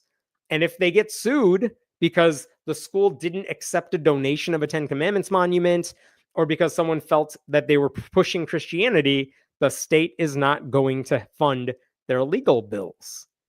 So Alabama Republicans want to force school districts to do something illegal without lifting a damn finger to help them after they get sued as a result. And they absolutely will be sued because the identical Louisiana law has already been deemed unconstitutional. And I don't know what the thinking is behind this bill. Maybe they're thinking, well, we said it can't go into effect until January 1st, 2026. And by that time, we should have some idea of what the Supreme Court does with the Louisiana law. Maybe. But the governor of Louisiana made clear that she doesn't care about any of this. What did she say? Let me pull that up for a second. Oh my God, where did it go? Here we go. Check this out. This is from KIV, the governor, her spokesperson. The United States of America was founded as one nation under God. It was not. And it is important for our students to understand that through key documents like the Ten Commandments, the Declaration of Independence, and the Bill of Rights, which they did not even mention in the law, to name a few, it's so weird because, again, the bill says you have to put up the Ten Commandments. You don't have to put up the Declaration of Independence. They didn't mention the Bill of Rights. The governor has long been a supporter of displaying the Ten Commandments in public places, and doing so, along with other founding articles, is the right way to do it. Well, if it's the right way to do it, then why does the bill say those other founding articles are optional? Like, no one in Alabama knows what the hell is going on with their own legislation. Just the worst people in charge of everything. I do appreciate what the state's Democratic Party said about all this. And I know there are like only 4 Democrats in the state of Alabama, but kudos to them for this. The Alabama Democratic Party called the focus on the Ten Commandments as an example of Republican efforts to turn the U.S. into a Christo-fascist ethno-state. Maybe it's Christo-fascist, I'm not sure. While ignoring the Constitution, the will of the founders, and the rule of law. I like it. I appreciate the bluntness, and we need more of it. Good on them for calling it out. Now, will this bill pass? Maybe. I mean, Republicans have the numbers to do stupid stuff all they want, but if they pass it, there will be lawsuits. And this bill is written so poorly that even right-wing judges are going to be hard-pressed to let it slide, even though I'm sure some of them will want to find a way. By the way, I mentioned Mark Gidley is the representative who sponsored this bill. He spoke this week to the Eagle Forum of Alabama, very right-wing group, and he said the goal of his bill was not to put religion back into the... he wasn't trying to put religion back into the public sphere, but rather return what was there originally. And the funniest thing about what he said is he seriously suggested that if you had the Ten Commandments in school, it would stop mass shootings. And then as he was saying it, I think he understood that was a dumb thing to say. I'm quoting here. Can you imagine all the school shootings we've had in the last 25 or 26 years? Can you imagine if a child walked down the hallway and saw on the wall there that says, "Thou shalt not kill"? Would it might have had an impact? I'm not sure that would, but I tell you something, putting God back there will.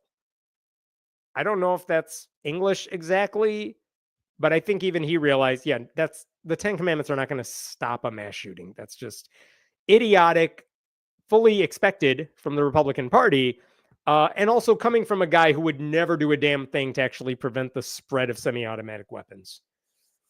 All right, let's pause there for a bit. What questions we got here? You have to just stand in awe at the tyranny of religious ambitions. They push and push, and then you get so upset when people push back. It's so ridiculous. It's a social cancer, in my opinion. I agree. And they're going to keep doing it. I think they feel like Trump has given them permission to pursue their worst ideas because they know there's no Republican who ever is going to have the spine to stand up to them. And they're just going to, if anyone tries, they're just going to call him anti-Christian. 1688 is way before we made the declaration that our government shouldn't endorse a religion, I assume. And yeah, you know what else was happening in 1688? A lot of very bad things. And I'm not sure why we want to go back to the way things were for any reason in 1688. Or before, the Civil Rights Acts were passed, voting rights were passed, women had the right to vote. Like, why do we want to go back to these times. Who knows? Do they make a law to force districts to put up a display of the preamble of the U.S. Constitution? That document has far more impact on U.S. history. No, Mark, and that's because these Republicans only care about important documents, not like the Constitution, just the Bible, with all the genocide and ritualistic sex and very disturbing passages. Do the Ten Commandments schools get to take the display every year and throw it at the people not following them? Ooh, can we also display a golden calf? I like how you're thinking. I'm wondering if there's still any school these days that have one of those displays out. I know there used to be some that did before these laws were passed back in the day to not allow them. But yeah, it's a good idea. I mean, let's just see. Because if they started punishing people who were not obeying the Ten Commandments, you would have a lot of Christian students who would be getting in trouble. Party of Law and Order is full of shit. Yeah, it's because they're not the party of law and order. They're the party that likes to lie about being the party of law and order. All right, I got one last story for you, and I'll try to wrap this up. It's along the same lines, but I wanted to share this because I was working on this one today, and I realized I haven't posted about it, but I will. So let me get to this one. You thought the 10 Commandments in schools bill that I just talked about was bad? Get this. In Idaho, a Republican has filed a bill that would force public schools to read from the Bible during school every day. And not just the Bible, but the King James version of the Bible every day. And here's where it gets interesting. Like in 1925, and then again in 1963, Idaho actually passed a law saying, yeah, we have to read the Bible in school every day.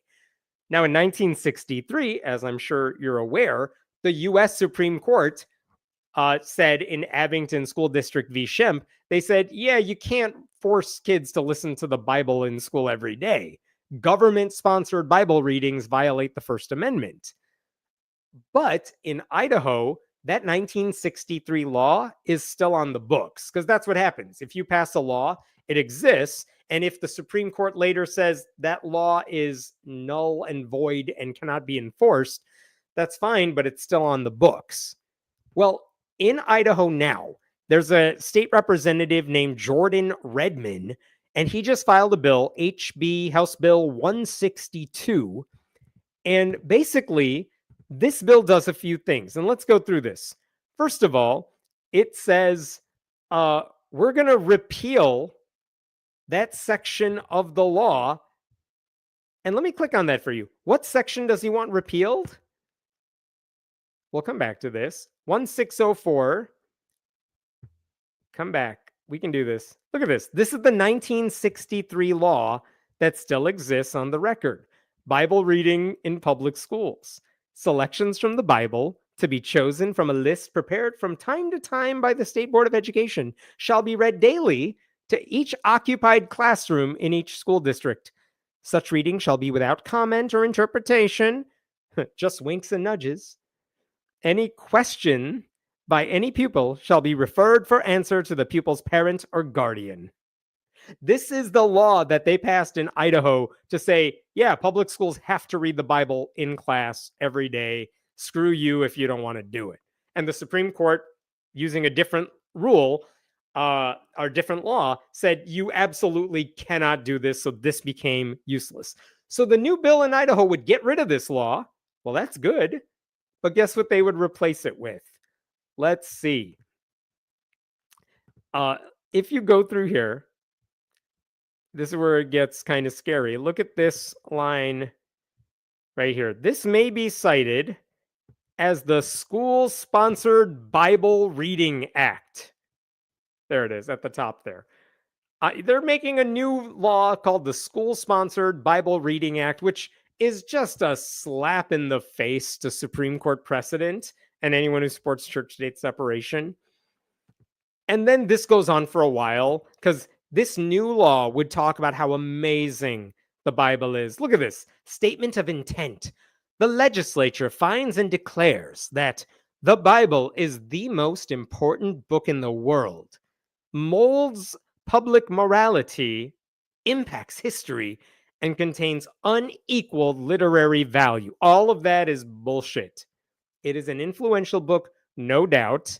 It does not mold public morality because anyone who tells you they're like living out the Bible is always going to be the most immoral person you've ever talked about.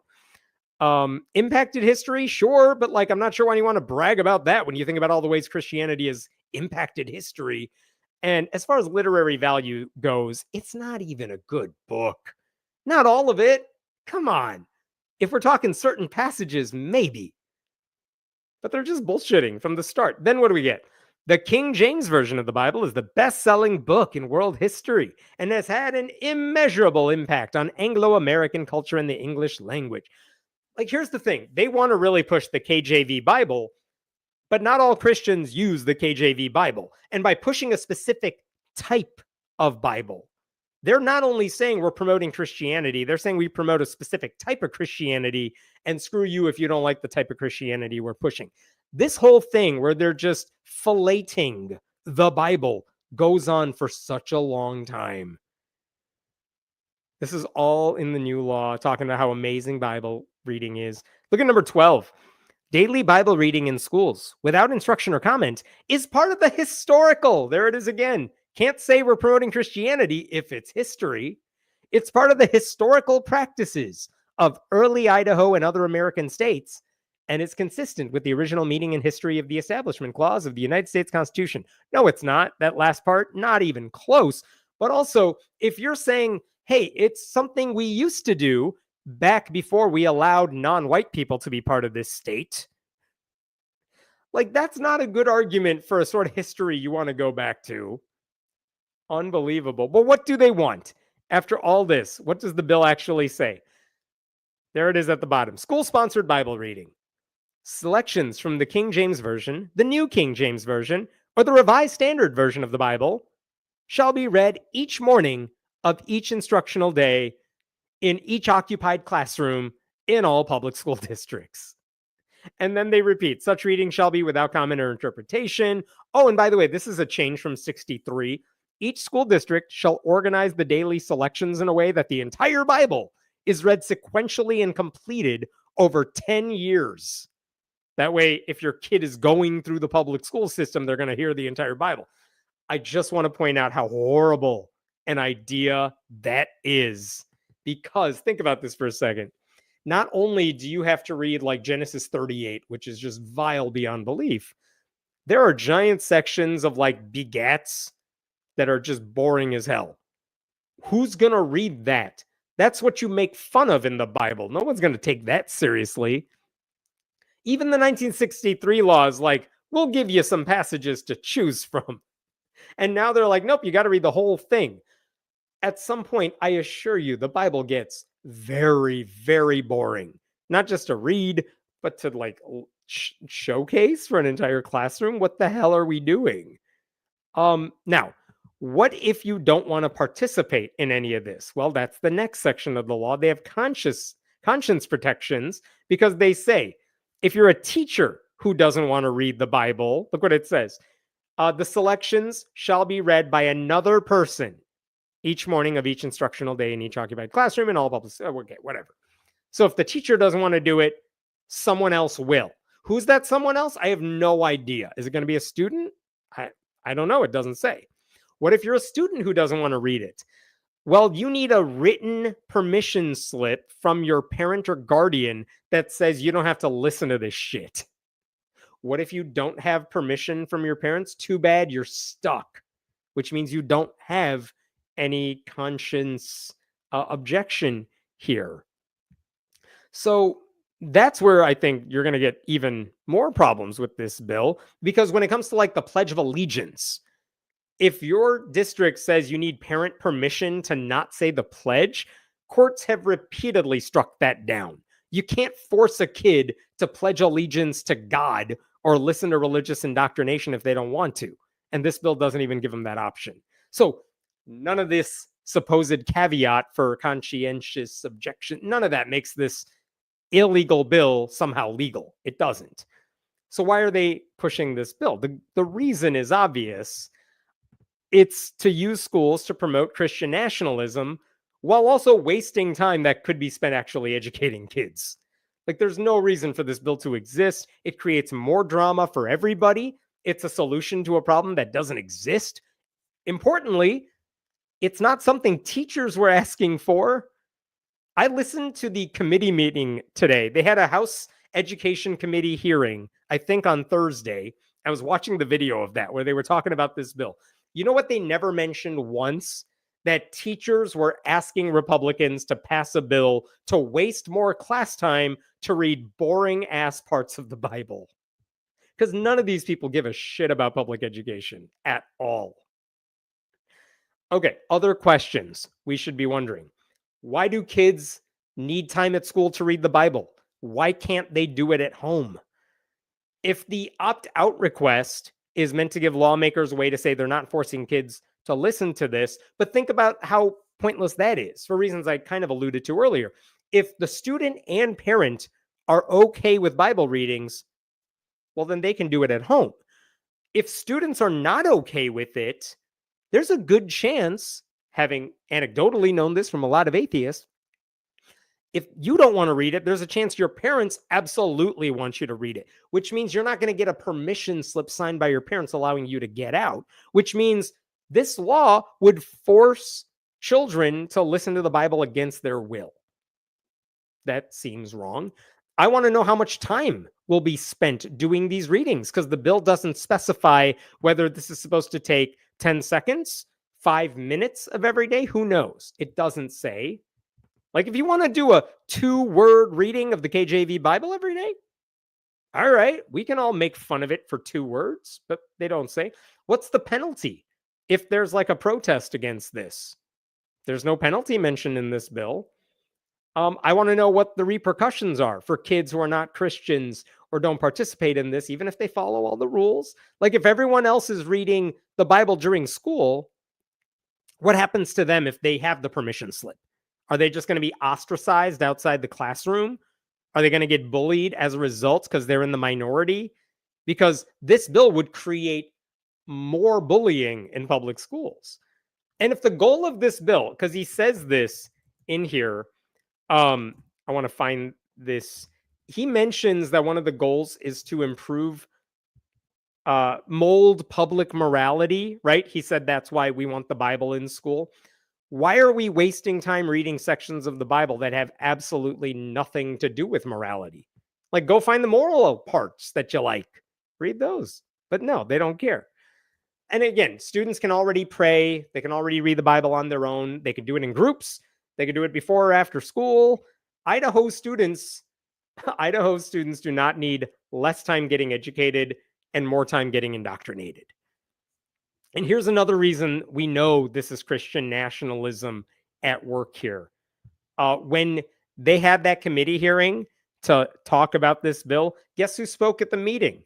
It wasn't Redmond. It wasn't Jordan Redmond, the guy who sponsored the bill. It was his buddy who runs the Idaho Family Policy Center.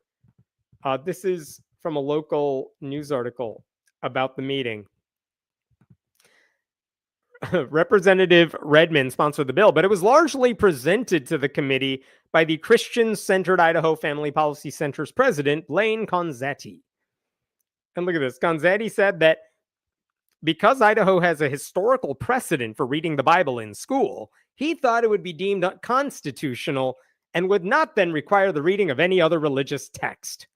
State legislatures have the primary authority for shaping school curriculum and education standards, and there's no need to give time to every competing religious, historical, or literary text, which is a very weird way to say we don't need to listen to Muslims. We definitely don't need to give time to Satanists.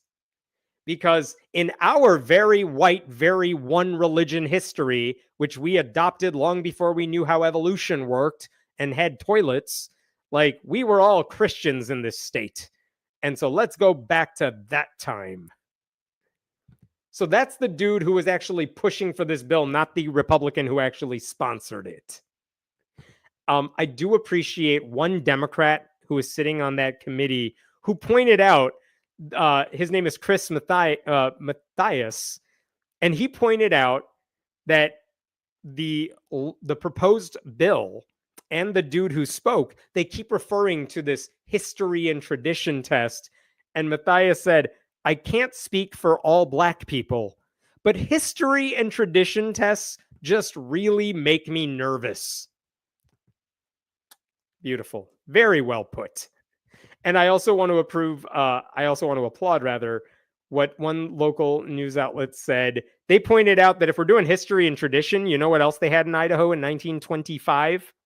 In addition to the Bible reading law, the Idaho legislature in 1925 also created a now defunct Board of Eugenics, which had the authority to decide if people determined to be feeble-minded, insane, epileptic, habitual criminals, moral degenerates, and sexual perverts should be sterilized. Sterilizations in Idaho continued until 1963, according to a report published by the University of Vermont. So, just because something existed in 1925 in Idaho doesn't mean we ought to replicate it a century later. Horrible, horrible idea. And you want one more thing about this bill? Check this out. If you look at the Idaho state constitution, which I don't think any of those Republicans did, look what I found in it. There is a section in the state constitution that says very explicitly, no sectarian or religious tenets or doctrines shall ever be taught in the public schools. Well, I would think the KJV Bible is pretty sectarian and religious. And then it says, no books, papers, tracts, or documents of a political, sectarian, or denominational character shall be used or introduced in any schools established under the provisions of this article. KJV Bible, that sounds like a book for a sectarian or denominational character. Yeah. It doesn't speak for all Christianity. There are plenty of Christians who don't use that Bible. So if this bill passes, it could be challenged in state courts as well as federal ones. I would hope it would be struck down using existing state law. For what it's worth, a decade ago, Idaho was considering a different bill to permit the use of the Bible in public schools. And even then, the Attorney General at the time said that bill would invite constitutional challenge and almost certainly be held unconstitutional. And this bill is way more extreme than the one he was talking about 10 years ago. So no one needs this, but Republicans will do anything they can to shove their ideology in everyone's faces because, like I said earlier, they know damn well it's becoming really hard to persuade people to accept it voluntarily. And they know Republicans are not going to stop them. They're all going to go along with this because the entire party has sold out to like the most extreme people. All right, what questions we got here? All you need to do is start the sentence with in Idaho. And I know it's going to be some awful bullshit. Utah thanks God that Idaho is there to make them look reasonable. I don't know. I did a story within Alabama. It was pretty bad as well. I haven't heard a story that ends well that begins in Mississippi either. But I do take your point. Here in Idaho, it's all just as bad as Texas, just with less press and hats, slightly fewer hats. That is scary. The loss of really strong local reporting is really dangerous, especially when you need it for things like what's happening in a state legislature. Please support your local paper. Yeah, teachers never ask for any of this. They just want to teach. Give them time to do that. Give them raises, give them time to teach, give them independence to be able to do it, teach the way they need to teach. No one is like, can we waste 10 minutes of my class doing the Pledge of Allegiance followed by a KJV Bible reading and like a moment of silence that lasts several minutes before we get started with any? It's such a waste of time. Doesn't help anybody. No one wants this except Republicans who already hate public schools. That will make some atheists for sure. Maybe the only silver lining to any of this, right? Like if you're forcing Bible readings in school, that may be one way to make sure students realize, oh, this book is terrible. We should absolutely not follow anything this book says. And by the way, the KJV version is like the Shakespearean language Bible where nothing sounds remotely listenable. And so it's not even something kids are going to want to listen to as far as that translation goes.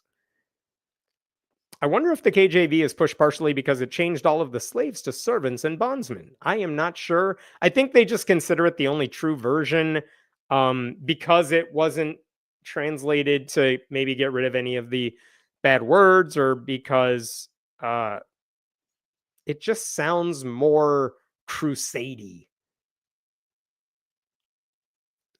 If this bill passes, taxpayers will once again be paying taxes for the Idaho government to legally defend this bill in court. That's true, and they will lose. It's a waste of money.